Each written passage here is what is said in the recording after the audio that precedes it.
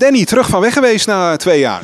Ja, klopt ja. Heel veel drukte gehad op de zaak en met de kleine kinderen. En ja, ik ben helemaal terug, dus ik ben blij dat ik terug ben. Want het is toch weer het bekende cliché, het bloed kruipt waar het niet gaan kan. Dat klopt ja. En je wilt toch je passie blijven volgen en met de mensen te willen delen. En ik heb gelukkig weer de tijd gekregen om weer muziek te maken. Ik ben niet helemaal weg geweest. Ik heb wel nummers uitgebracht, digitaal, maar niet optreden, niet echt exposure aangegeven.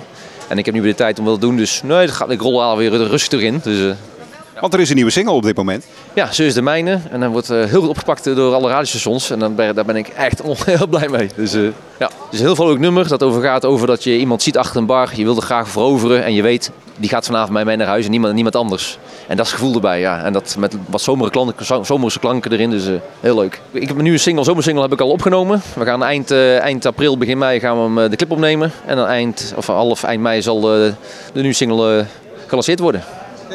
En verder, de rest van het jaar ook al dingen met potlood in de agenda, zoals dat zo mooi heet? Ja, absoluut met potlood in de agenda. We willen gaan kijken om een album te gaan maken. Wel nummers die ik vanaf 2009 gemaakt heb tot nu.